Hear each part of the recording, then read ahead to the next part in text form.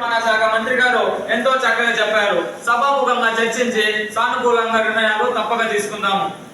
తదుపరి ప్రశ్న 241123 క్వశ్చన్ పై గౌరవ ఆరోగ్య శాఖ మంత్రి గారిని వివరణ ఇవ్వాల్సిందిగా కోరుచున్నాను. గౌరవనీయులైన శాసనసభాపతి నమస్కారములు. అధ్యక్ష, మన ప్రభుత్వంలో కిడ్నీ రోగులు రోజు రోజుకు ఎక్కువ అవుతున్నారు. దాని వలన డయాలసిస్ కేంద్రాలు ఏర్పాటు చేయవలసిందిగా కోరుతున్నాము. ధన్యవాదాలు. గౌరవ వెంకటగిరి ఎమ్మెల్యే గారికి తన సప్లిమెంటరీ క్వశ్చన్ అడగడానికి అనుమతిస్తున్నాము. ముందుగా శాసన సభాధిపతి గారికి మరియు సభకి నమస్కారాలు.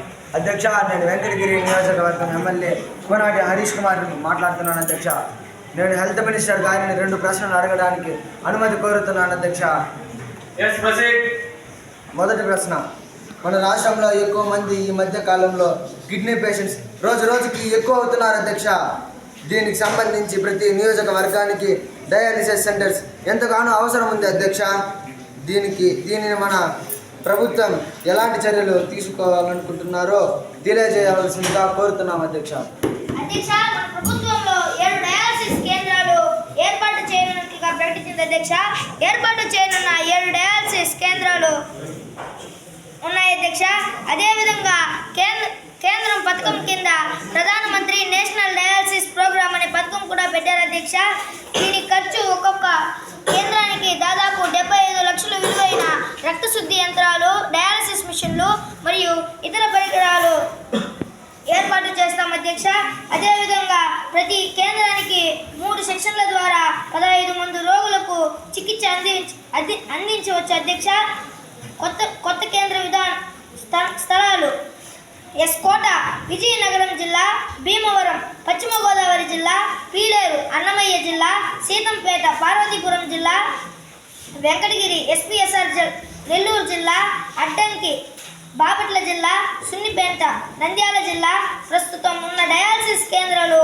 అదనంగా ఈ కేంద్రాలు ఏర్పాటు చేయడం వలన కిడ్నీ రోగులు వారి ప్రాంతం దగ్గరలోనే మెరుగైన వైద్య సేవలు అందుతున్నారు. అధ్యక్ష, ధన్యవాదాలు.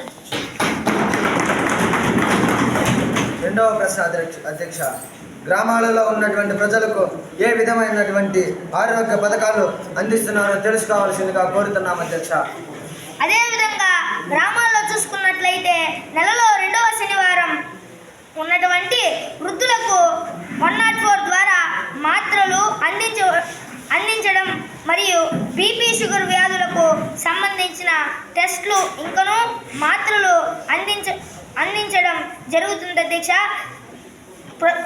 ప్రభుత్వం నిర్వహించడం మనం గమనిస్తున్నాం. అధ్యక్ష, ఇంకనూ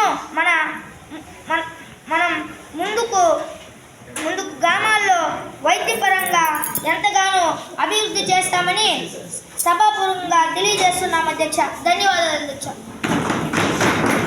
గౌరవ ఆరోగ్య శాఖ మంత్రి గారు ఎంతో చక్కగా చెప్పారు. చాలా మంచి పాయింట్ రైజ్ చేశారు. ఇలాగే ఇది నిజంగా సామాన్యుడికి ఉపయోగపడే సూచన. రాజకీయాలకు అతీతంగా ఇలాంటి సలహాలు వస్తేనే సభకు గౌరవం. తదుపరి ప్రశ్న 241120 క్వశ్చన్ పై గౌరవ నీటి వనరుల శాఖ మంత్రి గారిని వివరణ ఇవ్వాల్సిందిగా కోరుచున్నాను.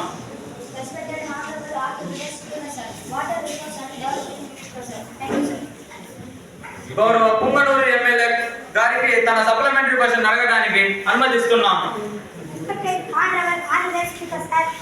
Speaker sir, I will ask you few questions for Water Resources and Development Minister. Yes, proceed. First question, Speaker sir. Speaker sir, today government was steps taken by proper drinking water. Speaker sir, thank you sir. My answer sir, government has taken steps to improve proper drinking water in schools. Now children like the Jal Jeevan Mission, RO water tanks or purified water tanks, wash water and sanitary and hygiene. Thank you sir. Speaker sir, how to awareness water conservation programs in our state. Speaker sir, thank you. Ideal Speaker sir, to raise awareness for water conservation in Andhra Pradesh, you can involve the government launch its Jal Shakti Abhiyan Neeru Meeru program sir. Thank you sir.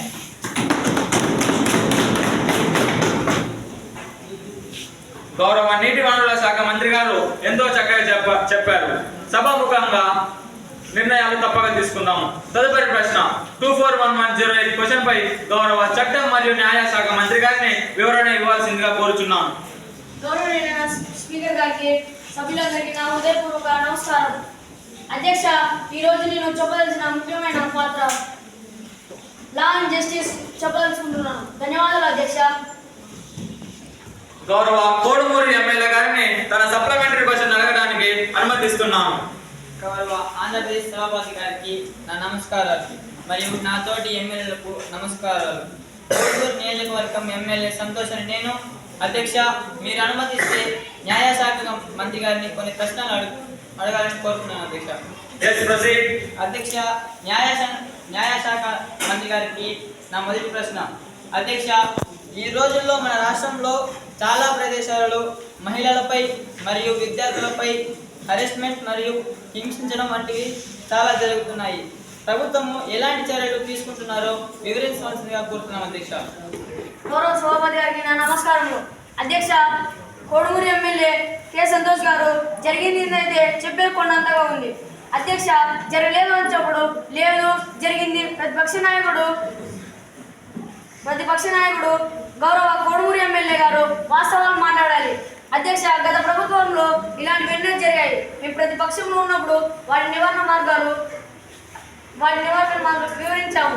ఇలాంటి నిందలు గోప్యం కాదు. భవిష్యత్తులో ఇలాంటివి అఘాయిత్యాలు జరగకుండా న్యాయపరమయ్యే చర్యలు తీసుకుంటామని హామీ ఇస్తున్నాము. ధన్యవాదాలు అధ్యక్ష. గౌరవ చట్టం మరియు న్యాయశాఖ మంత్రి గారు ఎంతో చక్కగా చెప్పారు.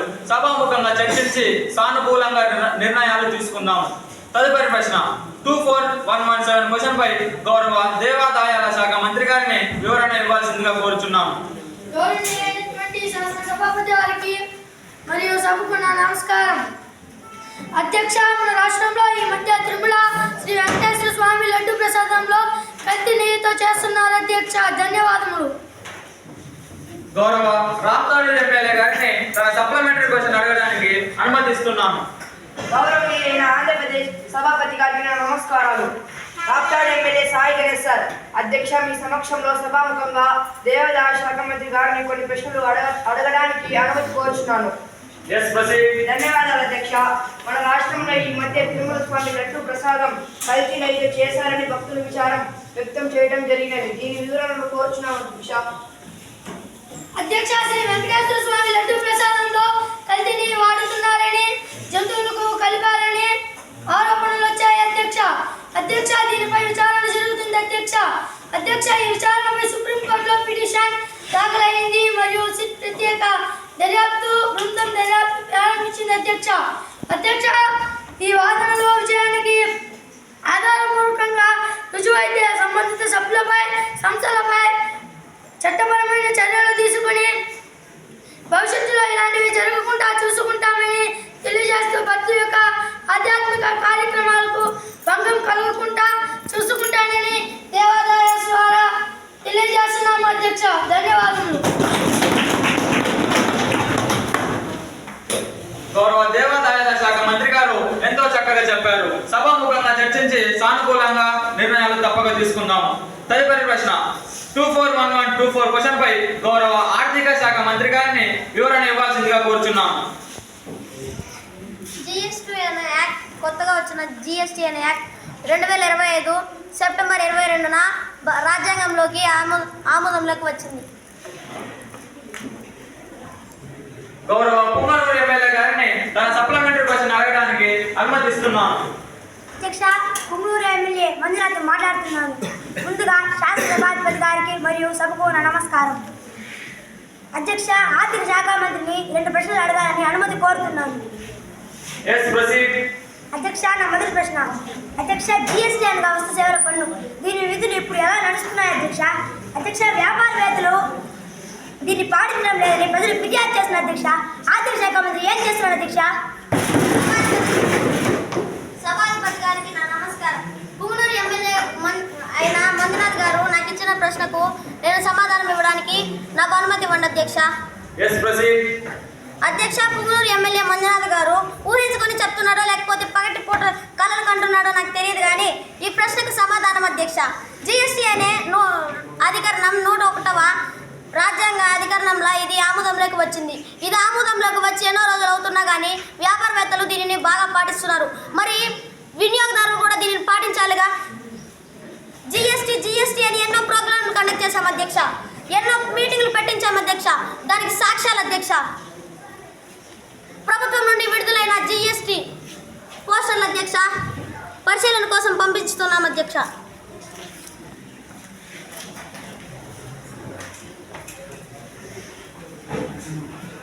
అధ్యక్ష, దీనిని ఆపేసినా కానీ ఇది ప్రజల తలరాతే అవుతుంది అధ్యక్ష. ఇది ప్రజల తలరాతే ఎలా అవుతుంది అధ్యక్ష? జిఎస్టీ వచ్చినా కానీ ధరల కోసం పరిస్థితి ప్రజల తలరాతే కాకుండా ఎలా ఉంటుంది అధ్యక్ష? అదే వ్యాపారవేత్తల వ్యాపారాన్ని ఆపేస్తే వ్యాపారం చేసేది ఎవరు అధ్యక్ష? ఎవరు అధ్యక్ష? ధన్యవాదాలు అధ్యక్ష. అధ్యక్ష, రెండో ప్రశ్న. రైతు భరోసా కేంద్రాలు రైతుల కోసం ఎలా ఉపయోగపడుతున్నాయి అధ్యక్ష? దీనిని ఆర్థిక శాఖ మంత్రి ఎలా అభివృద్ధి చేయాలనుకున్నాడో చెప్తే బాగుంటుంది అధ్యక్ష. శ్రీ మంజునాథ్ గారు నాకు ఇచ్చిన మరో ప్రశ్నకు సమాధానం ఇవ్వడానికి నాకు అనుమతి ఇవ్వండి అధ్యక్ష. రైతుల కోసం మన ప్రభుత్వం తరపున ప్రతి ఊరికి ఒక రైతు భరోసా కేంద్రం, దానికి 5,000 సెక్టార్ల భూమిని ఇచ్చాం అధ్యక్ష.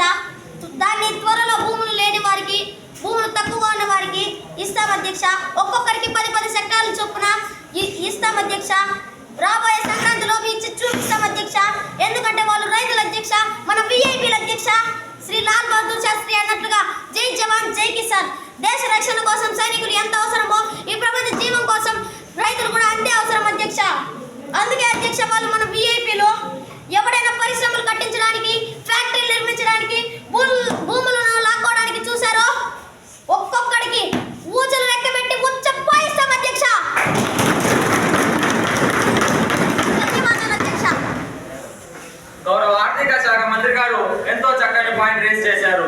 ఇది నిజంగా సామాన్యుడికి ఉపయోగపడే సూచన.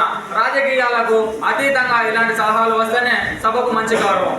తదుపరి ప్రశ్న 241129 క్వశ్చన్ పై గౌరవ ఆదాయ శాఖ మంత్రి గారిని వివరణ ఇవ్వాల్సిందిగా కోరుచున్నాం. ముందుగా సభలో ఉన్న వాళ్ళందరికీ నమస్కారం. అధ్యక్ష, ముఖ్యంగా రైతుల భూ పట్టా విషయంలో సర్వే నిర్వహించి అందరికీ న్యాయం చేకూరుస్తాం అధ్యక్ష. ధన్యవాదాలు అధ్యక్ష. గౌరవ డోన్ ఎమ్మెల్యే గారిని తన సప్లిమెంటరీ క్వశ్చన్ అడగడానికి అనుమతిస్తున్నాము. అధ్యక్ష, నేను డోన్ నియోజకవర్గ ఎమ్మెల్యే చైతన్య అనే నేను. అధ్యక్ష, మీరు అనుమతిస్తే రెవెన్యూ శాఖ మంత్రి గారిని కొన్ని ప్రశ్నలు అడగవచ్చు అధ్యక్ష. ధన్యవాదాలు అధ్యక్ష.